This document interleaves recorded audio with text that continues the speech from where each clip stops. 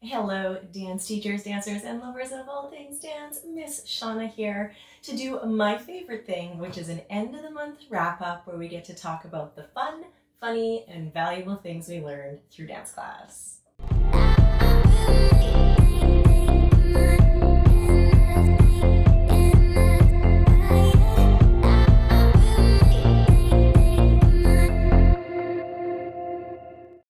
All right, so here we are, another month in the books. October is done. Like, that's so crazy. This is the end of October already. Fall is in the air. It is spooky season.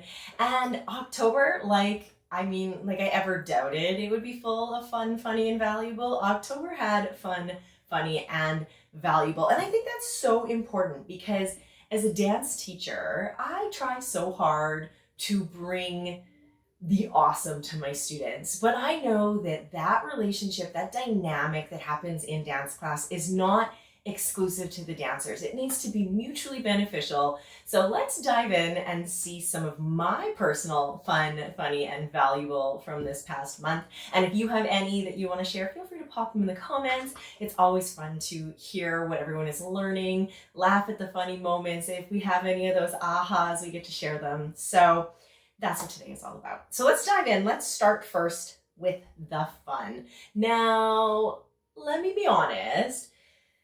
My first item of fun is 100% fun for me, less so for my dancers. And if you are a dance teacher watching this, you are probably going to relate that there are those things that you do that are fun for you, and you know it kind of like fun tortures your dancers. Like they're in for the game of it, but it's like way more fun for you. Okay. So there's a few things. There's a game I play at Christmas that is like this, but this is fun for me in October because it is when my dance studio announces officially our elite team, right? So our team that goes to dance competitions. And there are some kids who kind of have an idea of what they're already selected for solos, duos, trios, groups, anything like that.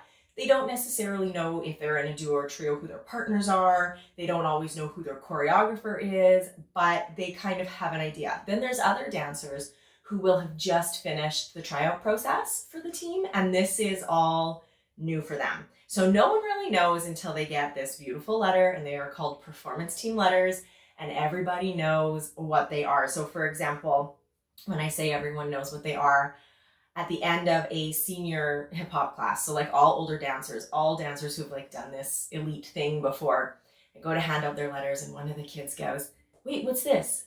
And the other dancer goes, "The letter." She's like, "Letter?" And then a bunch of the kids from the class go, "The letter. We were just talking about it. The letter for competition." And they're like, oh, letters. And so, I mean, there's excitement around it, but there's also the anticipation. And I hold silence on what is in those letters until they are all handed out. For example, if you get a duo, if you're in a duo and you've been given your letter already, but your duo partner has not, I will not tell you who your duo partner is until your duo partner has got their letter. And so the kids know that like it is top secret what is in those letters. And there will be stuff on my desk turned upside down, and they'll kind of come and walk past and be like, what you got there, Miss Shauna? They'll try to go past my mom's desk and see what she's proofreading for me. I have a new office assistant who I had to swear to secrecy because this was new for her. Luckily, also for me, she is a former dancer of mine, and so she actually knows the whole process of the elite letters. And so it was fun for her to jump in. Mildly torturous for the kids, but really fun for me because the anticipation is kind of like Christmas, right? There's that anticipation, that excitement, that little bit of secrecy. It's like a mystery. And I really like that. And then everybody gets their letters and it's like all fun and games, but then the hard work starts, and I like to remind them of that. Anyways, a bit of fun for me, a little bit less for my dancers, but elite team letters, super fun. I found fun this past month, learning with play, okay? And that's not saying we don't learn with play all the time, but there was a few classes that I had where I needed to think on my feet how we could add play. One was a young class, and they were a little bit distracted. And their distraction that day, I was like, how do I rein them in? And so we were working with like movement speeds, patterns and movement speeds. And so I needed them to focus. I needed them to listen. I needed them to pay attention to me as the instructor. And I happened to have colored stars. And so I made a game called Fast Slow, and it was a non-speaking game. It was, you had to watch and see what color star I was holding up. And if it was like, and it wasn't even stars, it would match like fast or slow, right? You would think like stop or go, like you've got like the colors of the stoplights. I think one star was like blue. It didn't make sense. Didn't matter. Kids are cool like that. They're adaptable. And they knew they had to look. So they were doing different types of movement patterns, chassés, skipping, pliés, all these different things, spring points, so many different ways that they could move with different speeds. And if I was holding up one star, it was fast. If I was holding up another star, it was slow. And if I was holding up no stars, they had to be like frozen. Well, this fast, slow game has now become something we have to do every day as part of like their warm up. And so this has now been a few weeks that I've been doing fast, slow. And it was just like, it was a game. I made it a game for them, but I realized how much they were learning. They were learning not just the movement and how to switch from fast or slow or frozen, or we added in directions like high and low and left and right. And that it got really creative. I was like, if I'm holding my water bottle, you're going this way. Like it was a lot of juggling for me as the teacher, but to see their minds go to work was like very, very cool. Just to see how that game, what they thought was a game, really helped them learn. I also had another class where they have a goal of what they want their lyrical dance to look like. And in that, I need them to be able to channel different emotions, right? So I was trying to get them to play with emotions. And so we just did a lot of interpretive, playful movement. I would pick like I would shuffle on Spotify and I would pick random music and go, okay, you have to dance to this. Like, is this a happy song? Is this a sad song? Is this a melancholy song? What is the song today? What are we doing? How are we moving our body to it? And it was really cool to see how they would interpret their movement to the vibe of the song. And again, that was play. That was me saying, and this is kind of how their directions went, I need you to do something that brings you to the ground with whatever song we put on. And if it was sad, it needed to look sad. If it was hopeful, it needed to look hopeful. Whatever it was, we needed to channel that emotion. So they got to play, my dancers got to play with their emotions and their delivery of storytelling and how it all connected to the music, which I thought was like super fun and super cool. And there was a day that I was sick, and we're going to talk about that when we get to the valuable. There's a day where I was sick and my sub was able to do some of that with them. And again, she even said like that was a cool exercise. So I'm happy about that. Also fun for me.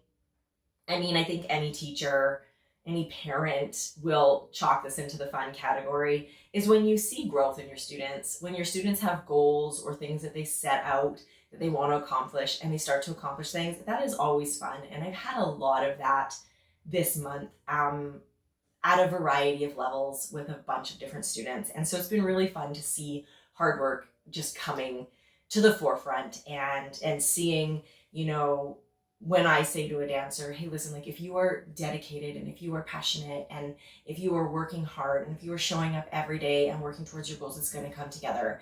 And when they truly believe that, and then they truly believe in themselves and they really just put their best foot forward every single time, things really do come to the forefront. And I've had more than 5 of those in October, which is so beautiful to see that. Like when I say more than 5, it's like I can't count it on one hand. I need to go to the next hand to count on those fingers. And those are wins, and wins can sometimes be very fun, right? We like winning. Find me a person who's like, loved losing today. We like to have those wins in life, and win doesn't always mean a gold medal or a trophy. Win means progress and feeling accomplished and feeling like you've put your best foot forward and you're getting where you want to be. So I like those wins. Those get chalked up into the fun category. Now the funny. All right. I find that a lot of times the funny come with me as the butt of the joke, and I'm okay with that. I'm okay. Nothing. What did I say the other night when I got home? I said to my significant other, his name is Nathan. I said to Nathan, that nothing is more humbling than children like putting you in your place. So I had been teaching a combo It was all Halloween based. And it was very based in creative movement and interpretation, and like, let's see where we can go with it. And everything was in counts of eights. And just because it was like, okay, here's your direction, do it for a count of eight, made it very easy for the age range that it was. So we were jumping, and we were Halloween characters, we were rolling pumpkins, like you name it, we got creative with it. We were exploring levels. Again, lots of that exploratory movement, exploring levels and direction and counting and how our body can move to the beat in different character based on Halloween. So there was a lot of like jumping. And we did this for like a good 20 minutes. And I was like, why is it so hot? And it was hot, because if you've been in Manitoba, that's where I'm from, we have had a very warm October. And so, I mean, 23 degrees Celsius in October, it was that one day, and that's what we were jumping around doing all of these things. And I'm like, and this sweet little angel comes over at the end of class to give me a hug and say thank you, because also these children come and say thank you, which is beautiful. I appreciate that. Comes to give me a hug and say thank you. And then she goes, oh, you're a little wet. And I was like, I'm sweaty. I'm like, we were jumping. I'm like, you're sweaty too. And she goes, yeah, you gonna take a shower when you get home? I was like, yeah, probably should. She's like, yeah, you should. And I was like, that was hurtful. Also, not because thank you for caring about my personal hygiene. It was just so innocent. She was like, hey, listen, you're sweaty, you gotta take a shower. It was so cute, and it made me laugh. And I was just like, wow, that was humbling. Like, here we are, I'm thinking like I'm the world's best teacher. We had such a fun class. And she's like, yeah, you need to take a shower. You nasty. And it was like, it was the cutest thing. I thought it was so sweet. The other thing I learned was don't ask your students for recommendations on your Halloween costume. Just don't do it. That was a big mistake.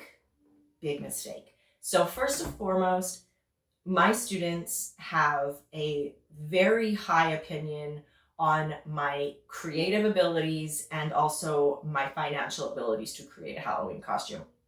Also, they're wackadoodle if they think I'm going to be some of these recommendations. So first of all, there was some recommendations that were just extravagant. And I was like, I do not have the time, the creative ability, or the finances to build that costume. Like, that is just a no. That would be super cool if someone was going to build it for me and do all the work for me. Can't do it.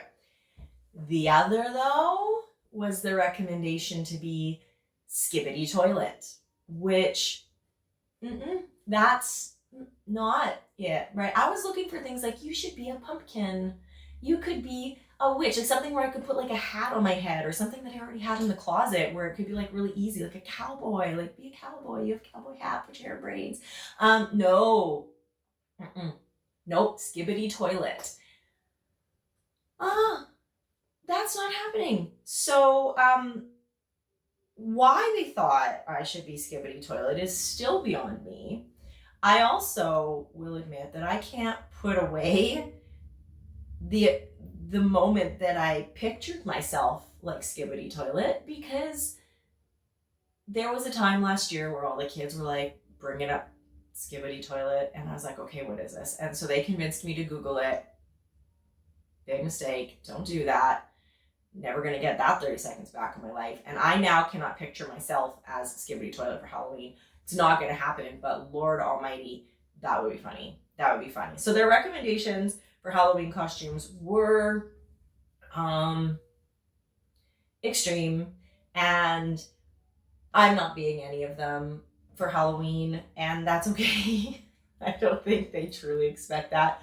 That said, I always have like Halloween backup plans. Like, I always have cute things. Like, I have a pumpkin shirt, and actually I have 2 pumpkin shirts, and like a vampire shirt, and little headbands and stuff. So I mean, I'm gonna have some fun. We do Halloween dress up week, but much to their hopes and prayers that I will show up as skibbity toilet, that will not be happening. And to save yourself, take my advice. Do not ask your students what you should be for Halloween, because you don't know what they're going to say. You're sitting there thinking like Minnie Mouse, and they tell you to dress up like a toilet, which is bonkers. Anyways, the fun and the funny are always good parts of dance class, but my favorite thing is always to take a few moments to appreciate the valuable things that I learn in dance. And I hope my dancers get to do this where they can like see valuable things they're learning. But as a teacher, I like to sit back and go, okay, what are the things that I'm learning that kind of validate what I do as a dance educator, that, make me remember every single time when there's hard days. Because if you're a dance teacher, even more so, if you're a studio owner, like it's not always rainbows and sunshine, and it's not always fun moments where kids give you a hug, say thank you until you take a shower, or where there's always progress and, good thing. There is a lot of work that goes into it.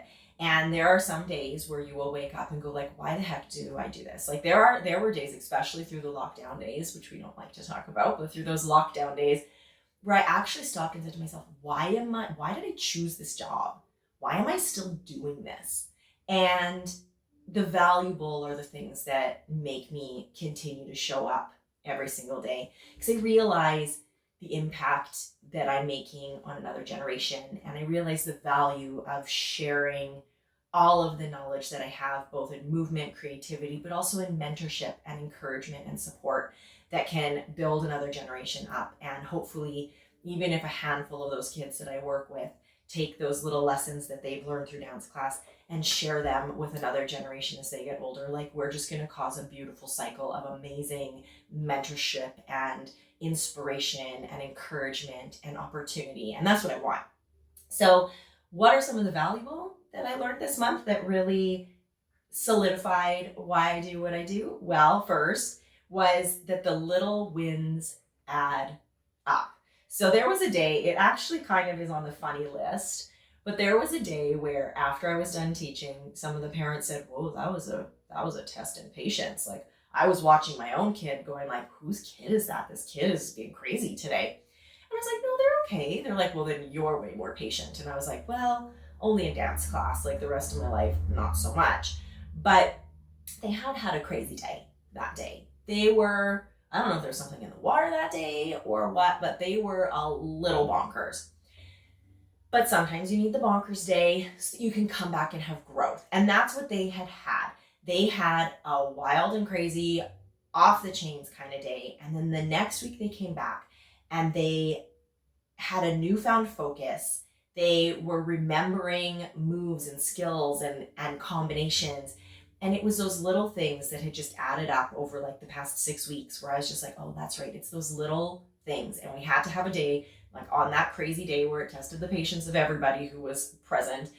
We had to stop and we had to sit down and we had to say like, hey, listen, why are we crazy? Like, why are we not paying attention? And why are we all over the place? And, what can we do next week so it's not like this? Because we haven't got anything done. And so we had to have those tough conversations. And then the next week and the week after, there was continued growth and continued building on those little wins. And so I really think that those little wins, whether your little wins are trying to teach kids to keep their hands to themselves, or if you're working on a skill, but like, I just think of like pirouette, right? You teach pirouette and it is not just spin, right? There is a foot that has to be doing something. There's a supporting leg that has to be doing something. Your core, your head, your shoulders, your arms. There are so many things. So if you're working on that pirouette, it is not always just getting the pirouette. It is helping a dancer learn how to spot. So maybe that little win is, okay, you're getting spotting. Now we need to work on stabilizing our core. And then we get all of that. Okay, now we're working on keeping our shoulders down, working on pulling up through our leg. Every little win builds to that beautiful pirouette.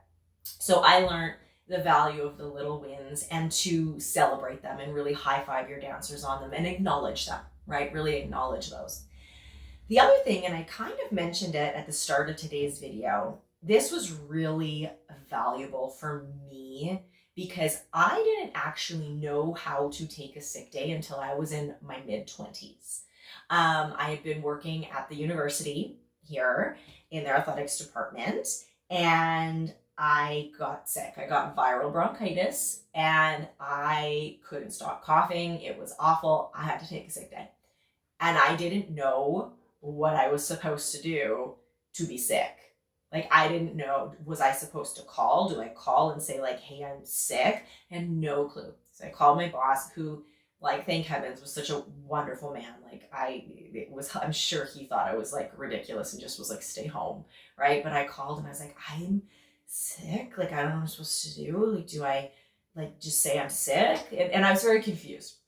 Anyways, I learned how to take a sick day. I could probably count on one hand the number of sick days I've taken like in my life, because I will be that person who tries to push through, right? There was one time I did have to take a leave because of a back injury, but that's different. That was like I had no choice. You know, when you wake up and you're like, I got a bit of a headache. Do I call in sick, or do I like, just go and push through? I am always the one who pushes through.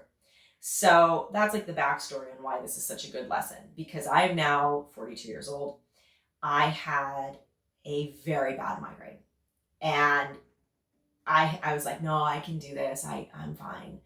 And so I like take my migraine medication that I take. I've been getting migraines since I was a kid. I'm like, it's fine. I'll be fine. I get to the studio and I'm walking through the facility, just like opening the building up, turning on the lights, making sure everything's good. And every step that I took, right? Because as you step, your body kind of vibrates, right? Every step that I took, it felt like someone was like grabbing hold of my brain and just like shaking it. And it was awful. And I was like, I can't walk down the hallway. How am I going to teach tonight? Like, how am I going to teach for 3 hours? There's no way. And I was like, okay, what do I do? I'm like, do I just give it a minute, or like, should I get a sub? And then I stopped and said, Shauna, if this was one of your students, what would you tell them? And this is like you have internal dialogue. Like, I didn't just stand there talking to myself. This was like all in my head. But what would you tell them? And if I had a student who came in and was like, every time I step, it feels like my head is shaking, I would be sending them home. I would be telling them to go home, rest, and get better. Why was I not taking my own advice? So I remembered, and I mean, it's not like this was lost on me. I remember that I have wonderful teaching assistants, and we have a teaching assistant program where it's like a teacher training program for older dancers. I have these assistants who are in their second year, who are learning how to conduct classes all independent without their mentor teachers present. They are our in-house subs. And I was like, why am I not contacting them to teach for me? So I did, and I went home, and my sub was fine. She did great with all of my classes. They liked her a lot. I had amazing feedback, which was like so good, because I'm like, I trained her, so she better be good. But also it was so valuable for me because I went home and I gave myself the grace to just rest and get better. And let me tell you what a difference 24 hours made. I went home, I got to sleep, I gave my body rest, I gave my brain rest. I was like, listen, I can't worry about this. I just got to feel better. And the next day, it was like a complete world of change. And had I not given myself the time to rest, I'm sure I would have had like a 4-day long migraine. But I was able to get it at bay, and I was able to get up the next day, and, it was okay. And so it only took me however many years to realize that, like, when you don't feel good, give yourself the grace to rest. But I did, and now I might actually hold close to that and give myself a few more days to rest when I'm not feeling 100%. Because it really did. Like, I just needed a day. I just needed a day to feel better, and that's what it was. So that was super valuable for me. The other thing that I think is so important, and I'm just gonna read how I wrote it in my notes, because we all know I write my notes, so I stay on topic. But I wrote, good health and building a village of supporters is valuable. Okay, so for a long time, and I think if you were a dance studio owner during the pandemic, you felt like you were alone on an island. There was no handbook on how to be a dance teacher during lockdown. And even though we're now many years past that, it's taken a lot to shift the mindset of going, I'm not on an island. I'm not the only one trying to make a difference. I'm not the only one trying to make an impact for the youth, the teens, the young adults that I work with. There's no way I'm the only one. I know I'm not the only one, because some of my closest friends do exactly what I do. And it's taken me a while to shift my brain from, I have to do it all on my own, I'm the only one pushing for this, and to expand myself, my network, my team, to let more people in and to make more connections. And I don't want to say fight the good fight because I feel like that's so like cheesy, but to really progress forward the way that we want to.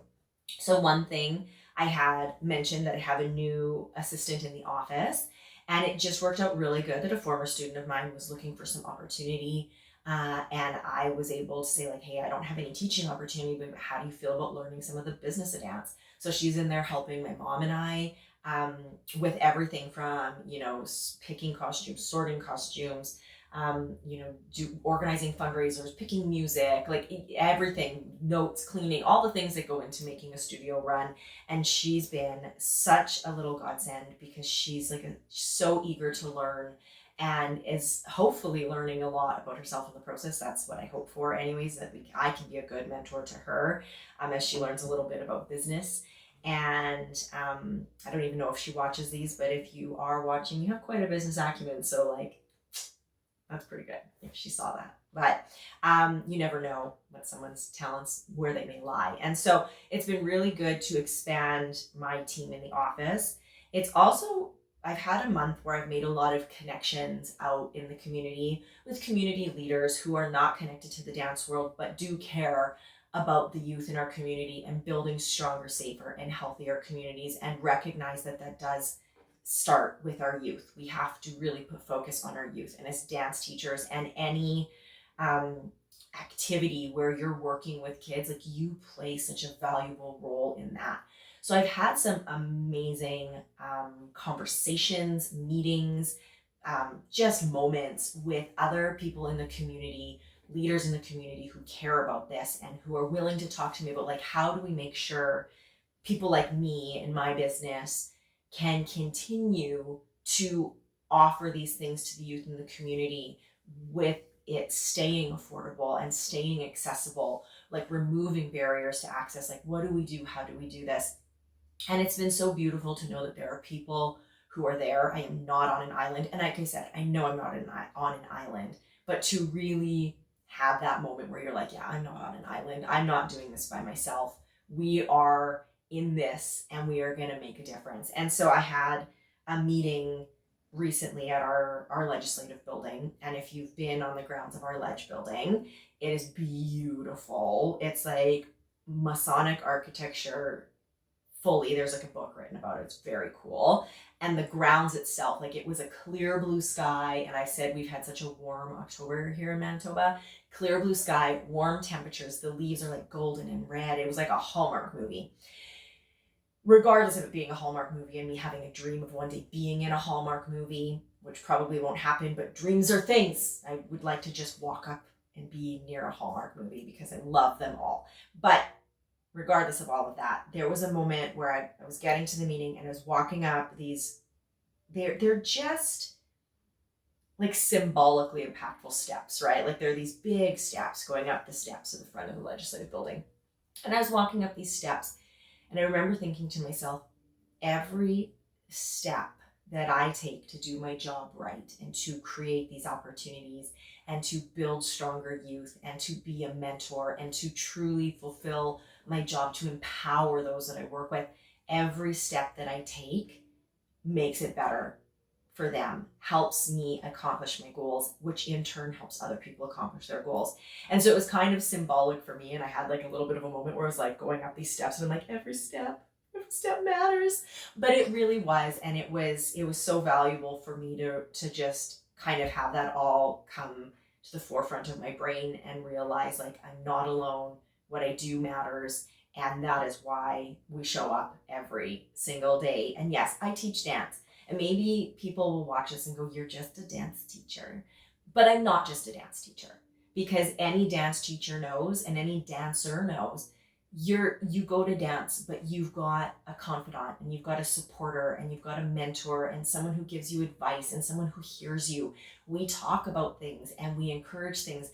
And that is more than just learning how to do a pas de bourrée, right? So the steps that we take matter. And that was really special to me. So again, these are the fun, funny, and valuable, and these are all of my own. And if my fun, funny, and valuable have piqued anything in you or inspired you, that's awesome. I'm glad, and I hope to share more that will do that. But I'm sure you have your own fun, funny, and valuable, whether you are a teacher, a dance parent, a dancer, whatever it is. I'm sure dance has brought you beyond just doing a pas de bourrée and finding these fun, funny, and valuable in the past month. So teaching dance should be rewarding beyond just the dance moves or the performances, and it should be mutually beneficial. So if you're a dancer, you should be getting your benefits. You should be getting fulfilled physically, emotionally, all of the things that go into being a dancer. But teachers, dance educators, you should also be experiencing that. It should be equally as rewarding to you with what you do. And I can sit here and without a doubt say that my fun, funny, and valuable, I think, are proof that that is true, even though kids tell me I need a shower and think I should be a toilet for Halloween. But regardless of that, everything else was pretty magical, which is fun because October is a month of magic. It is spooky season, and it is supposed to have added little sprinkles of magic, and I really do think that it did.